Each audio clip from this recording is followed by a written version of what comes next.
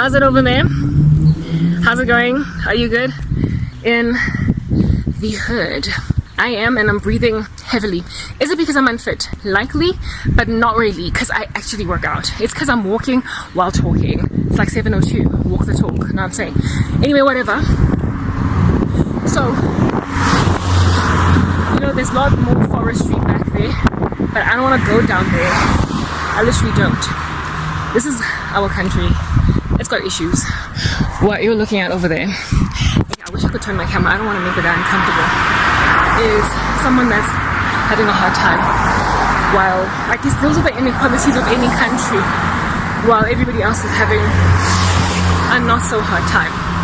If you know what I mean. During a time when everybody is just kind of like pretending that is not an issue. Somebody trying to take food out of a garbage can, and that guy is actually light in comparison to what we sometimes see in this country. There are sometimes, what do you call this, guys pushing these like big fat trolleys or whatever that have got all different kinds of recyclable material because they use it to exchange it for money. They recycle better than us. So how can I describe it? It's like the ecosystem in the wild, you guys, where in the food chain there are animals that get eaten and those that are the eaters, the predators and prey. And then there's plant life that also contributes to the food of the ones who always get eaten. So wherever it is that you find yourself in the food chain, boo-hoo, that's how God did it. Except human indiscretion and inequality is not created by God. It's a sin of man. And there are people who are far down on the food chain. Like that guy that's picking stuff out of a dustbin is likely getting plastic bottles and glass or whatever that he can take somewhere to sell in exchange, because they pay people in this country. If you recycle, you can make money from recycling, but it's not that much. Alright, so that's how the poor of this land get money. And they're like at the bottom of the food chain. Something that shouldn't happen with human beings. This is why Darwinism is so flawed. The lawn on this yard is so beautiful. On this complex is so beautiful. They've shaven it even before Christmas. The rest of us are dealing with like funny little blades of grass. But they decided to invest here, so good for them. Complex, good for them. Anyway, yeah, so because human beings lack discretion, they literally see one another as members of the food chain, for crying out loud. And if you're poor, you're lower down in the food chain, and so you're going to be the one that is recycling everybody's like trash.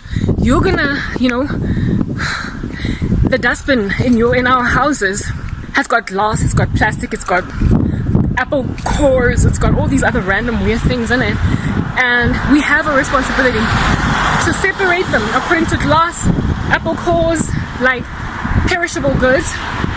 We have a responsibility to recycle them. Did you see that guy? We've got a responsibility to recycle. There's gonna be so much wind, I don't even know if you can hear me. We've got a responsibility to recycle and partition them, but there are people who at the like municipality, it's not like a whole big fat law in this country, by the way. It's not, hey? Like even if you go to like a McDonald's, there's no separate place where you can throw away plastic and glass and paper and all that jazz, and also the perishable food, like leftover food and whatnot. They leave it to municipal workers that are severely underpaid. Whereas there are countries that say to people, you have to throw away plastic here, this, there, and so take care of the environment type thing. So in this land, the most responsible people with the environment are the hobos, the poor. Because they're the ones that collect plastic from our dustbins, and they're the ones that collect paper from our bins. They're the ones that collect all different kinds of recyclable materials from our dustbins and separate them for us before the garbage collection bin company comes to collect.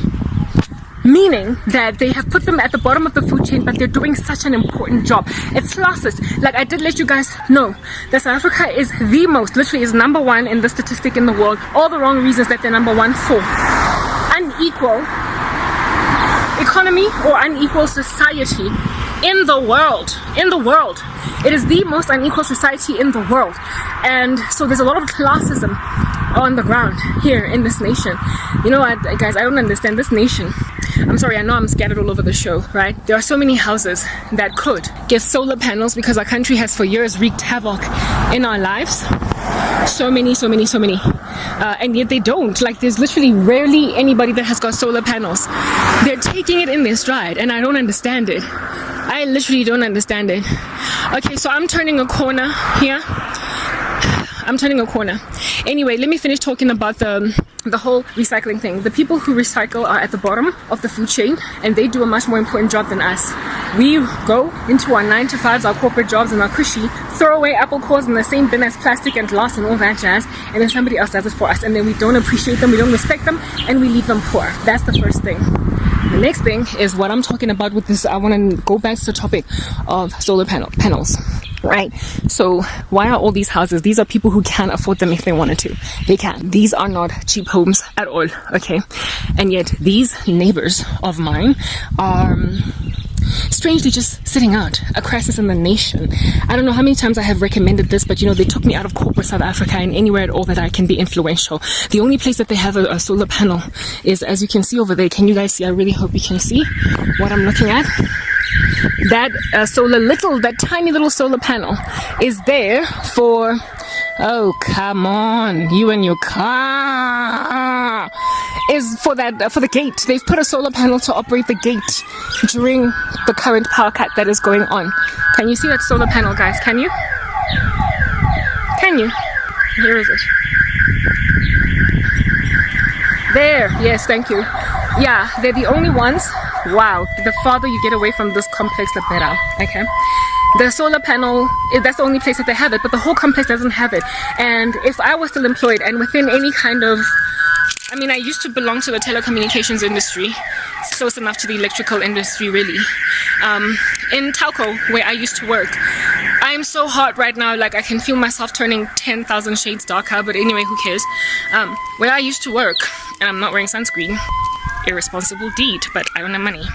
Where I used to work, there was this project that one of my colleagues did. I was a project manager / program manager. She did this project called FTTH, Fiber to the Home. Basically a neighborhood collective project to get people to come together in group consensus to come up with some kind of a package for Wi-Fi to make it cheaper, because data rates in this land are very, very expensive, extremely expensive data in this country. But if you get an FTTH collective group consensus type of package, you can make it cheaper. So that's how people now in our land have got FTTH. There's a neighbor that has got solar panels. Just one little guy. Can you see that? Yes, that house over there. Just one little guy.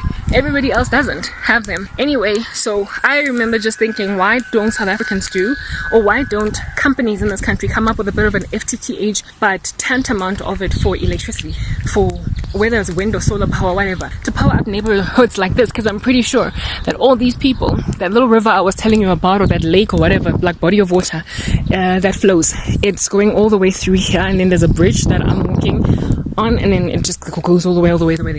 I don't know where it connects to. Maybe there's just gay or something. Yeah, no, solar panels. It's a total thing that can be done, but South Africans have been dumbed down, guys, for whatever reason. And I think it has everything to do with principalities, powers, rulers, spiritual wickedness in high places. Like, seriously, like wickedness in the sky is causing South Africans to not think straight.